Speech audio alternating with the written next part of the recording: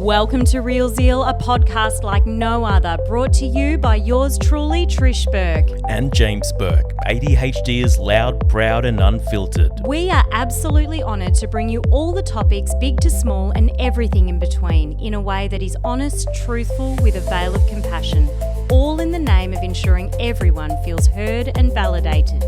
We can't wait to host a myriad of guests that will blow your mind, and we're going to have candid conversations that will absolutely knock your socks off. So get your tissue box ready for the tears that you might shed. Pad up, because you're going to piss yourself laughing. Strap yourself in and get yourself ready for some real zeal. Welcome to Real Zeal. I'm your host. I guess host, co-host. We're your hosts. We are your hosts together. Yeah. Trish. Burkie.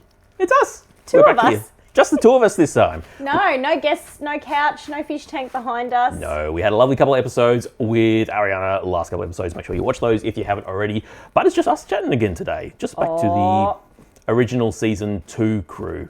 Not Season the OG. 2 Yeah, crew that's and the it. season 1 where it was becoming a routine. Yeah. But we didn't know that. That's it. And Yes. routine... No, it wasn't like a grind of a routine. Hang on, am I segueing I into our see topic? what you did there. Actually, I didn't even do it by for reals. It was a mistake. But That was impressive. We're going to talk about routines today. and habits. And habits and things like that, because as people with ADHD, as ADHDers, routines and habits are tricky, to say the least. I think tricky is an understatement. I think we as ADHDers believe, also because there are lots of books about developing habits and routines, etc., that kind of lilt us and trick us to believe potentially that we can too become the humans that envelop Absolutely. routine and habits as part of our overcoming our ADHD excellence. And all it takes is these brand new tips and tricks that everyone else has got a different version of. Once we learn them, we will be able to build the habits and be successful. Anyway, hate to bust your bubble if you're new to the ADHD space. This ain't gonna work. Yeah. And we're going to traverse that topip today Absolutely. because I read something really interesting online. I can't remember where, I can't remember who, because I have ADHD. But it was... this is a classic. It's a fun fact that is a fact that we don't know where it came Well, from. it's a theory that someone postulated, but it really resonated with me. Tell. And it was this whole idea about people with ADHD, you and I, Yeah. And those that are and listening. those that are listening, if you are also either, really, really, really feeling the vibes, or whether you're diagnosed, either way, we as ADHDers can't really make habits. And we're not saying now prove us wrong because we use the word can't. Absolutely. But it is really, really challenging and potentially something beyond our neurotype. Yeah, exactly. I haven't done any research into this, so this is just going to be a conversation of me and Trish fleshing this out a bit and understanding how it works in our lived experience. It's going to be a lived That's it. experience. But the whole idea is that habits are really difficult, and instead what ADHD people tend to do more is they get in a groove, Yep. and they can do something while they're in the groove, but the minute they get out of the groove, boop, it's gone. Yeah, so you can make a system, you can make a groove, you can make yourself some kind of a thing that you enjoy for a hot minute. Yep. And it might be a hot minute of a couple of days, or it might be a hot few weeks of hyperfocus. Yeah. And then it kind of goes, wow. So this really, really kind of rocked me back on my feet a little bit when I read it, because I'm just like, oh. When did this dawn on you? About how long This ago? is only a couple of weeks ago. I Okay, think. so it's fresh. It's It's a fresh. fresh It's relatively revelation. fresh. But I'm just like, oh, okay. So I'm looking back over my life and thinking about all the times I've been like, I'm gonna build this habit or this routine and things like this. And it's probably good for us to say at the start what a habit is. A habit is when you do something repetitively, but it becomes subconscious. You do it without thinking it. And then There's if you, muscle memory Yeah. or brain memory of just being Yeah. able to jump straight in. this is what I do. My body is used to doing this every day at this time in this way. So Yep. I know what to do. I don't have to consciously necessarily put a whole bunch of effort into it. Yep. And it just keeps going and works and fantastic. And I was like, yeah, I always thought I was building really good habits when I was trying to like develop new things I wanted to do, whether it be like my quiet times in the morning, whether it be exercise, things like that. I'm just like, oh yeah, I can do it. And then I would just stop, and it wouldn't be like after a certain amount of time, I just lose interest and stop. I could never work it out what it is. Like I just stop. And then I started to think about it from this idea of, I got into a groove. I hadn't actually built a habit. I'd just gotten into the groove of this is what I'm doing. And while I'm in the groove, it's wonderful because I've got this, I can do it. It's fantastic. But the minute something interrupted that or knocked me out of it, you couldn't get it back. Couldn't get it back. Like I spent like the better part of a year and a half getting up at, I mean, this is going to sound wild to some people from both ends of the spectrum, at 6:30 in the morning by choice. Okay. Which for me is huge. I'm not a morning person whatsoever. You're a sleeper inner and a night owl. Yep. But so I could get up before, we only had one kid at the time, before our son woke up, I could have half an hour to an hour by myself in quiet, spend some time journaling, spend some time praying, that kind of stuff. Yep. Did it for a year and a half, amazingly, every morning. It was not an issue whatsoever. We went on a holiday overseas for 3 weeks, come back, never was able to do it again. That was your glitch in the matrix. That was the glitch in the matrix. And then, like one of the other ones, I used to ride my bike almost every evening. I used to put, when we had our daughter, so it's 5.5 years in between them. So when she was a little baby, our son was old enough to be staying up after she goes to bed. But he would be in his room reading, daylight savings, put the baby to bed, jump on my bike, ride for an hour, hour and a half kind of thing in the evening. And it was great. It was wonderful. I was loving it. And I was starting to get decent mileage under my belt. Like some days I was riding like 30 Ks every evening. And this was great. I was loving it. And then we moved house. And like, where do you ride? The house, like the family routine stayed, like the timing was all still the same. Yep. I still had my bike. Yes. Kids were still going to bed and doing the same thing at the same time, but something had changed and I got knocked out of the groove, and that was it. So true. It can be an environmental change. It can be a health circumstance. Like, so maybe even when you get sick and you might have a nice little exercise routine, you're like, okay, I'm resting my body while I heal and get better. And then you're better. And then all of a sudden you're like, oh, what did I used to do again? It's not like you've forgotten how to do it, but you're literally, that rhythm and that system and flow and that groove has been lost. And I think there's probably a couple of elements in that. When you've set something up and it's new, there's the dopamine and, it's novel. And then there's the reward of, hey, look at me, I'm consistently doing something, which becomes a bit of also a dopamine hit for us ADHDers. And then there's okay, well, I've actually maintained this for X amount of time. So you've got the 3 points of dopamine hitting hard in that space. Then it's no longer novel, which, okay, but you're still doing it, great. And then something changes, and that is literally every time, and I completely resonate with this as well, every time I've started a get up early and I'll exercise before the rest of the house gets going, kind of home program, whatever, great, but then I get sick, or if that exercise routine is weather dependent, I've found that if it's something that is like outdoor bike riding, for example, I do like to ride my bike, but if it's a bit too cold and it might be slippery or it might be icy, I'm like, oh, dangerous, I won't do that today.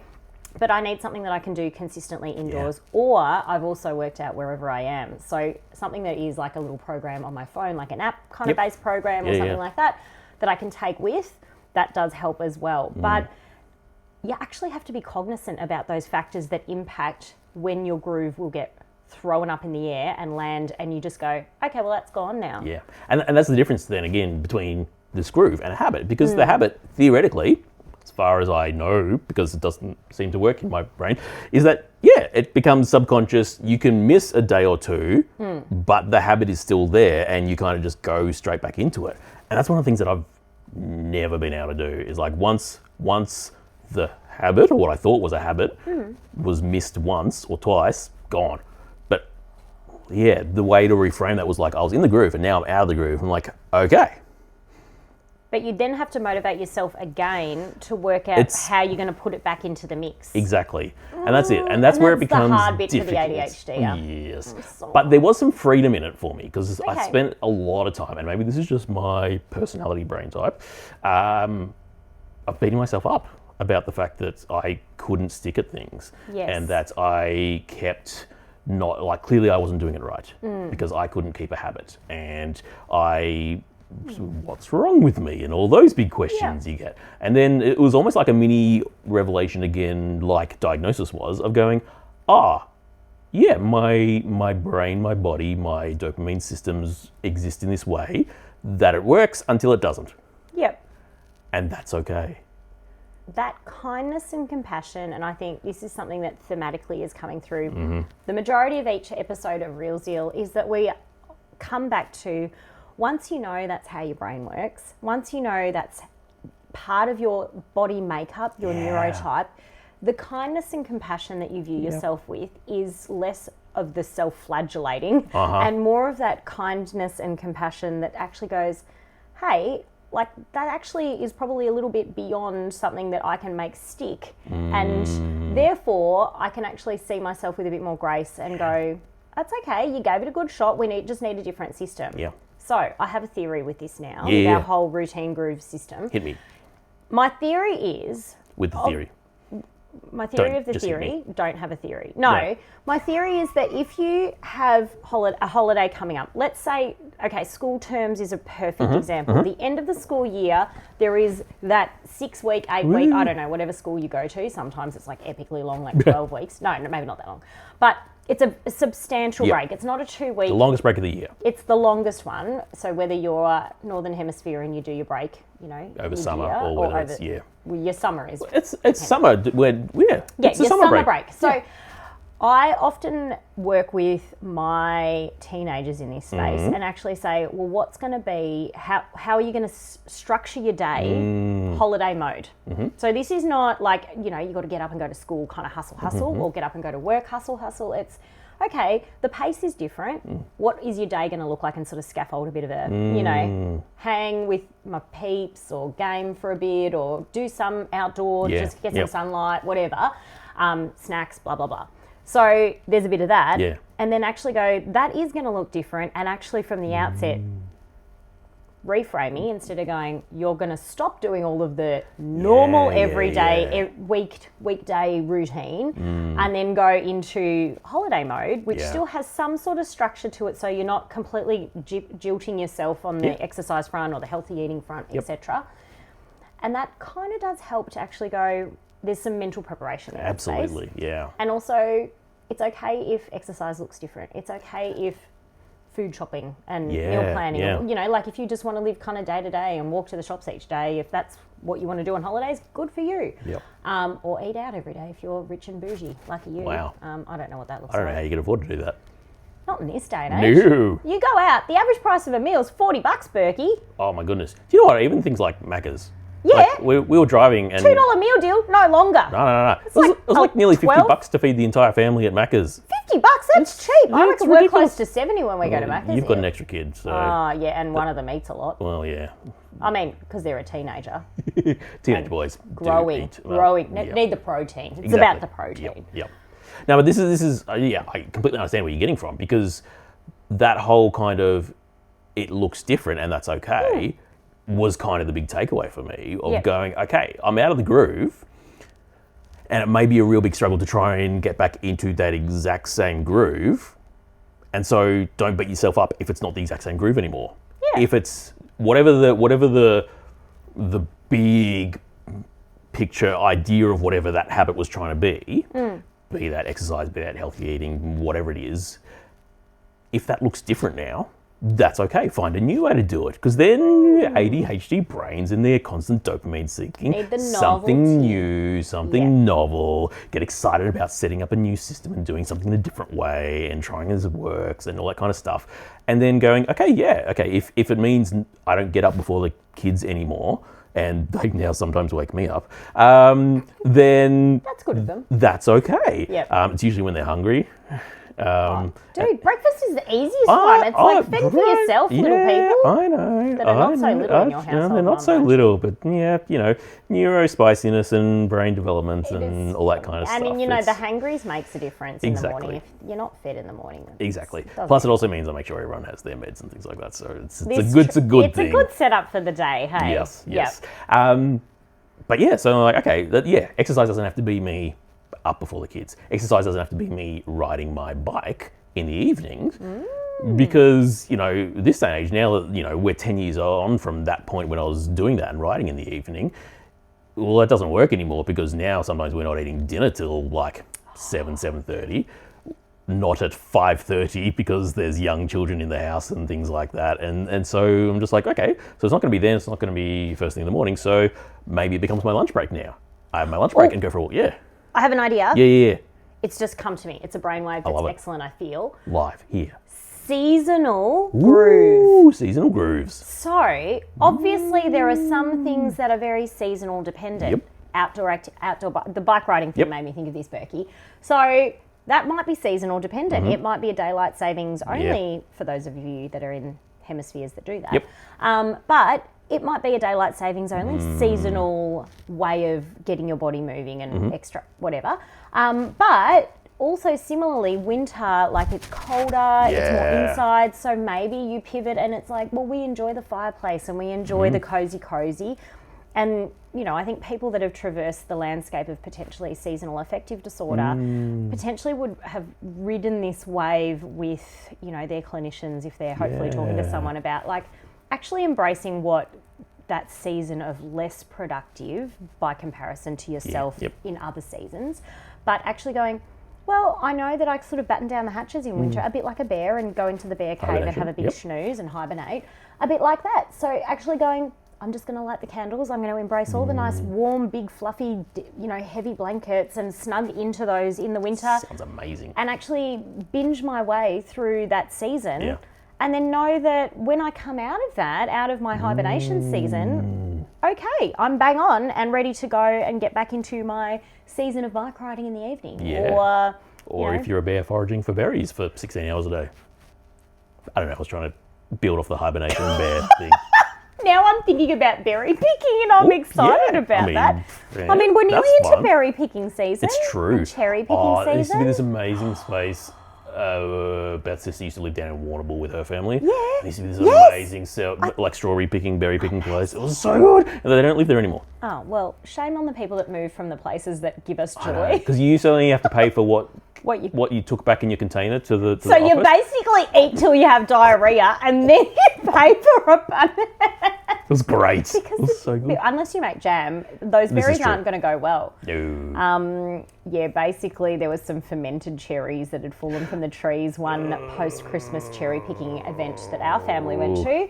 And my little nephew just was squatting down eating the ones off the ground that were kind of fermenting. And I was like, this ain't going to go well. Needless to say, that little mate had a lot of time on the can later that cherry day. Wine. Ooh, it had some very funky odour. So anyway, that was a bit of a side quest. We've just left the light on permanently, guys, in case you're joining us on the audio waves. We decided that the whole thing will just be a side quest. It really is. Which is not a bad thing. But this is such an interesting thing because I think the shame that we often attach to ourselves when we are not consistent with something, the inconsistencies of how our lives can look from the outside, it's actually, if we spin it the other way and go, hey, we're seasonal beings, which means we like hit hard on a particular thing and then we back it off and we move something else into there. I think that keeps our life really interesting for us, which clearly our brains are wired to hunt for dopamine, like more. dopamining. But I think if we reframe it as it just keeps the novelty, it keeps it fresh, and actually not having a very set list of habits isn't necessarily a bad thing. And also that whole concept of a habit doesn't have to be a real big overhaul all at once. It can just be, I just want to change one element. So what's one thing that I can change in my day, as opposed to, wow, I'm an unhealthy human and I really need to... I'm now going to change every single aspect of my life in one go. You know what? The trauma in that for our little body systems, it's not going to work well. Never sustainable. I think this is actually a really great conversation to be having with your loved ones in your home or your partner or, you know, your excellent clinician that you like to chat to, but just about discovering how you can be more embracing of your seasons of different activities or hobbies. I really feel like we shouldn't ditch the season of personal hygiene though. Yeah, that's a non-negotiable. So whether or not, you know, you zhuzh up your routine or your groove with a different body wash, a different scent, or shower at a different time of day or something like that. Whoa, that's revolutionary. I mean, this is the thing. Like when we go camping, and because we camp in caravan parks. Obviously, when you go camping, that's a different routine. Well, but no. So I still shower every day when I'm camping because we're in a caravan park. Oh well, that's a winner. Yeah. But yeah, I'm a morning shower person when I'm away camping for some reason. Whereas at home, I'm entirely a night shower person, and it's because I'm curious why. usually we go camping when it's not summer. Yeah. And so I don't want to go and have a shower in a shower block when it's freezing cold in the evening, and then have to get all cold and walk back. And I mean, yes, I'm dressed when I walk back, but then you're cold and, you know, your feet are wet and all that kind of stuff. And I don't like it. So I get up in the morning, I have my breakfast, I go have a shower, and then I can sit around the fire until I fall asleep in the evening and then just go crawl into my bed. That's so good. And it works really well. And you know what? Going to bed dirty when you're camping, that's a rite of passage. Exactly. So those of you that are going all clean freak and yuck on us, too bad, so sad. We enjoy ourselves when we go camping.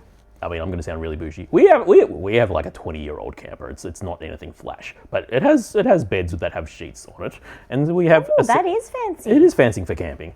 Even in sandy locations. It's the only we have sheets just for the camper. Oh yeah. So okay. it's just like they're the camping sheets. We can go to bed as dirty as we want because, you know, we're only out for a week or 10 days at a time. Lower section where your feet are brown stained from your dirty feet. We're going to get home. It's going to get soaked in a bucket of bleach probably for 3 days, and then washed, and it'll be clean for the next time. It doesn't matter.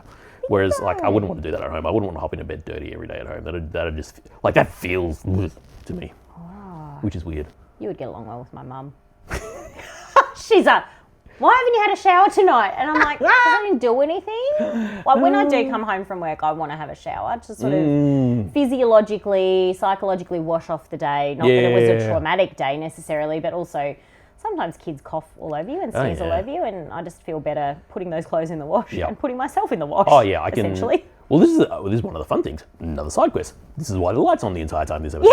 Yeah, we just knew that. Let's just go from one thing to another. But it does relate to that whole kind of seasonal thing. So at the moment, I don't have a paid employment job where someone else is paying me to work. Because you're in the rebuild phase. I'm in the rebuild phase. I call it my redundancy era online.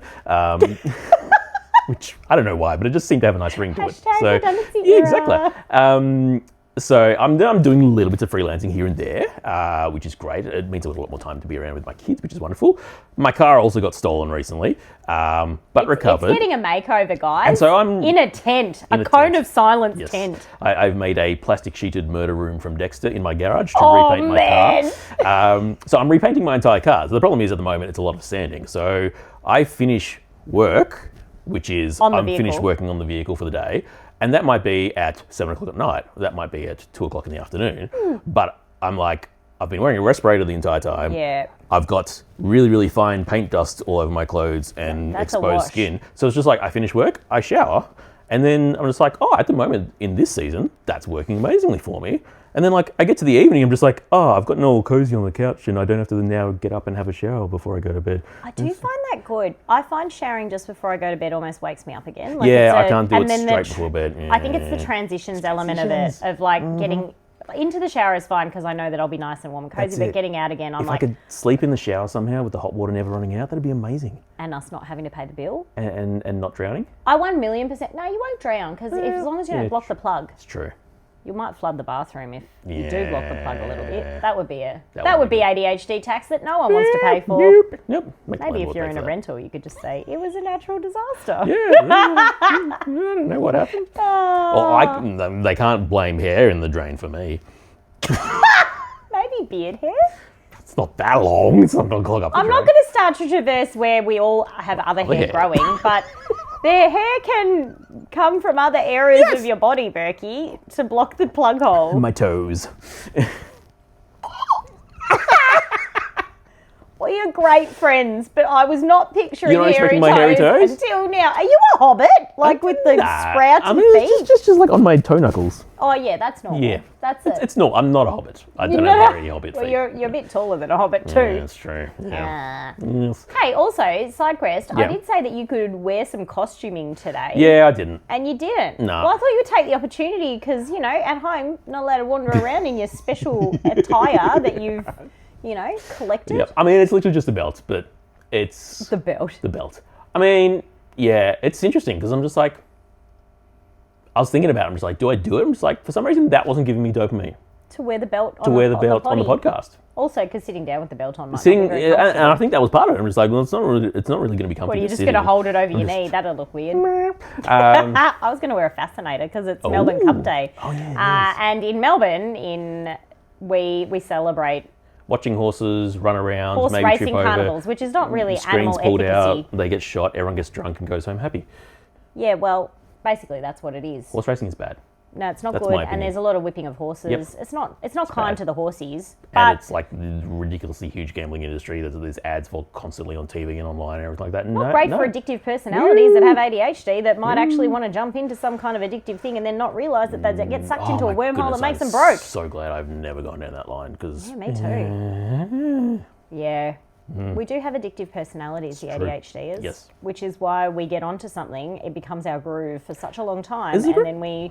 I like the way you brought it back. I know! It's great. Who would have thought that unmedicated Trish could bring it back? This is amazing. Well, this is the thing. Like the groove thing works for more than just like I want you to be healthy habits. I'm actively trying to build. Like I find the groove thing works for like even what video game I'm playing. Like or what podcast I'm listening to. I'm not someone that listens to a new episode from 17 different podcasts every week. I usually, for some reason, which is weird, seeing as I've spent the last 5-6 years of my life working Podcast on seasons. podcasts. Yeah. I listen to one podcast at a time, which is really weird. Oh, like a show. Yeah, like I'll usually find So a you show binge and I'll a go back and start podcast? from the first episode Yeah. and listen to sometimes like 150 episodes. So Tim does the other side, the flip Okay, of that. yep. So he tracks lots of podcasts Yeah. and he listens to the drop on particular days. Yep, And yep. that's his groove, Yeah, train yeah. of podcast listening. I find that really difficult. I'm Mm. a bit like you. I would prefer to binge a particular Yeah. podcast. The only podcast I don't binge is ours and OT for Two because, I like to It's listen hard to to that binge on the when day it we're drops. actually making the episodes That's, as well. Well, true. We are the producers Yes. and the content We creators. can't binge the episode for 2 weeks' time because we haven't even thought about that one yet. No, because the dopamine drops for that on the day that we record. So you're getting authentic, hot off the press topics that are literally hot off the press that we thought of the day of it. recording. We had a different plan for this episode and then it fell through, so we are side questing. And we are, well, it's not a side quest because it's still relevant No, it's to true, our yeah. neurotype and to this whole Yep. thing of validating ourselves in our Yeah. interesting and eclectic Yeah. and different kind of way of doing things. So this is the thing. So going back to grooves. So grooves with video gaming for me is Yeah, that like yeah. I would buy. I mean, I do it more now because I've learnt that I am a person who is worth things, and I'm allowed to spend money on myself because I Yes. deserve it. Yeah, you do. And so I'll buy games that I'm interested in now, and not just go, I'd really like to play that, but that's too expensive. I'm not going to. You're a grown man. I'm a grown man, exactly. grown-up. You can buy I've learnt stuff. to value myself, which is one of the cool things that I've done over the few years with my That's psych. been growing. It is been growing. It is. Because it's like I'll buy it for my family. I'll buy what. Yeah, I'll my spend partner whatever I want for my partner and my needs. kids and Yep. stuff like that. For me, no, I don't need to spend money on me. That's not worth it. I need to Some would provide for argue them. that I've been spending money on me my whole life, but anyway, I am still Different generous. people work different way. But like, I'll spend money and I'll buy a game and I'm like, all excited to play this game, and then like I'll never finish the game, and then like I'll kind of drift off from it. And I used to be like, again, spent money on something it. else I've failed at or haven't been able to stick through We're to. so mean to Oh, ourselves. it's ridiculous. But then learning now, okay, like at the moment, the groove I'm in is playing this game or even this type of game. Yeah. Enjoy it while it lasts. Ride the wave. Ride the wave. And then if something happens that knocks me out of the groove, that's okay. Find the next groove over perhaps, which might be a different game or a different type of game, and play that You for a can while always and things like that. sell the game if you really want to recoup some coin. That's it. Yep. Or whatever it is, recoup coin from your hobby that you've Exactly. left die in the arse. That's it. What you mean? I'm supposed to sell stuff from hobbies that I don't do anymore? No, because I do not Because my practice garage that would preach. like to have a word with you, Trish. My garage is a 3-car garage with 1 car in it. So, and there's under the house storage. So really, we don't embrace the theory of selling on. Tim has suggested I sell on some things or give it away on Marketplace. And I just gave him the face. You know the face? The face. deadpan face of like, are you even speaking English? He gave up on that. And now we just embrace that we buy another box to store it in. You know what's hilarious is that when I lived in a house that had like an 8-car garage and a photography studio and everything like that built into it, I had nothing in that garage. Yeah, but you are more seasoned in life now. You've collected more hobbies. Oh boy, have I collected hobbies. Imagine if you didn't have space. Like now, you have space to have like a murder chamber in your garage for your car painting. I might add, he's a very placid I'm not human. murdering people in my garage. I just want to make that I clear. feel like your car has had more shady dealings than you will ever have. My car has lived a wild life. It's had some stickers hilarious. put on it. It's had Yep. some like full-on Scanning it of got all the drug tested. It stayed out at night when it wasn't supposed to. It went and did some crimes, which are still being investigated by Victoria Police, apparently. Oh my word! If that car could talk, we would get it on the podcast to tell us all the things, because I love juicy deets. Love them. Yeah, I mean, I'm really curious to find out if they ever find who did it. Partly because I just want to know what happened, but also partly because... How old are these little mini criminals? That's what I want to know too. I don't think they were that many. I think they knew very well what they were doing. So no, but mini criminals. Criminals? Are they small? Are they young? Oh. I want to know. I think they're young. You think they're young? My hunch is, I reckon like early 20s. Early 20s, but these guys, they knew, like, they specifically grabbed that car and changed my car so that they could get away with the stuff they were doing over that weekend. They gave it an identity makeover and a disguise. All the badges taken off, repainted it so it looked entirely different. Exactly. And then they dumped it. Well, because I think it was just like they did what they needed to do with it to do their other nefarious activities. And then they're just like, well, now we don't want to be tied back to this car anymore because we've done what we need to do in it. And off we go. Yeah, I think I really wish your car could talk. I really that would too. actually make me very happy. Exactly. Anyway, tonight I will probably dream about that, and I'll let you know what my subconscious came up with. I like it. So, in the spirit of grooving, Yep. in the spirit of channeling your inner groove as the people of the air and people of the screen, Yes. it is absolutely valid that you love a groove while you're in it, and I think that's the whole... And it will feel like the easiest thing while you're in it, and that's great. And that's the whole thing about the word groove, because when we think about it as, children born in the 80s, grooving is actually like that comfortable, it feels great, it's happy vibes. Absolutely. While you're in your groove, embrace that. And once you're out of that groove, know full well that your excellent brain will traverse you into the next groove. You'll find another groove. Long. And it's okay to be out of the groove. It's okay to change grooves. That's totally groovy. Considering I just watched Goldmember, Austin Powers. Groovy, baby! Nice. Yeah! I like it. I have not seen that movie in years. Do you know what? I forgot how disgusting Fat Bastard is on that movie. Oh, yeah. My neck looks like a vagina. Because he had weight loss, a dramatic weight loss at the end. Look at my sexy body. Oh, you do a good Fat Bastard. Yeah, Thank you. You would hardly think that would come out of a little half Asian, half European girl. Only if you don't know Trish. I'm good at like a lot of little impersonations, but we might traverse that in the outtakes. Yes. Thank you for joining us this episode. And yeah, like the main gist of this is be kind to yourself. Yes. Like, don't beat yourself up if a habit you thought you'd formed fails or a groove you thought you're in just stops. It's okay. Your brain will bounce you into something new, and it doesn't have to be structured and regimented and something that means you beat yourself up about it, because that's not helpful in the long run. Totes not. And ride the wave. If you're on that wave, just ride it like a boss into shore. Once you get onto the shore, you got to go back out and find a different wave. Find a different wave, and that's cool too. The wave analogy keeps giving. Oh, it's really good. My psych loves the wave analogy, and that's how I learnt to ride out my less productive seasons. Yes. As need be. Well, because sometimes you got to ride the bad waves too. This true, and it's okay to get in your bear cave and hibernate as well. So if you're also in that place in total ADHD burnout, which we have also traversed in previous episodes, ride that wave, ride it like a boss, and then you know that at the end of that, you'll traverse into a different groove, and you'll be great. It'll be great, and you'll love it. You will, hopefully. And if not, that's okay, because Find a new one. Just put it in the garage, exactly. in a box. With the other stuff. I'm totally going to get back to that one day, right? Oh, maybe. So I'm Trish. I'm Burkie. And we think you should get yourself some real Zeal. Bye.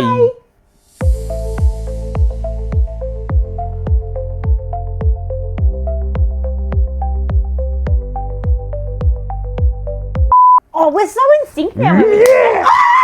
Every time. For fuck's sake, it's really fun. It's like still stinging. I'm not even putting that much effort into it. You're the one that's bringing the speed. These are the outtakes, yes. Excellent. I've missed those the last few episodes. There was one in the latest one. Oh, there was a couple in the latest one. But it's very small. It's very small because there's a lot less outtakes when we're trying to be professional with other people here. You got little hands. I do. But they don't smell like cabbage. I'm glad. Not like a carny. I mean, you... Hey. All right, what kind of fidget you want? I brought my balls. I just can't not have my balls. But that just might have been me with scratchy beard neck, which I'm hoping is not an issue you have. No, you shaved this morning? Good work. I haven't shaved. But they offered me an upgrade for free because the butthole of my phone was not working. Couldn't take it up the butt anymore. The USB-C cable. Right, yeah. Yeah, well, you couldn't shove it in there. Yeah. Well, you could shove it in there, Well, you but shoved it in nothing but was didn't happening. do anything. Yeah. The lights were on and no one was home. There's nothing worse when you shove it in and nothing happens. On many accounts. Are we ready to start? We are ready to start now. Hang on a second. No, we're going to start right now while you're washing your face.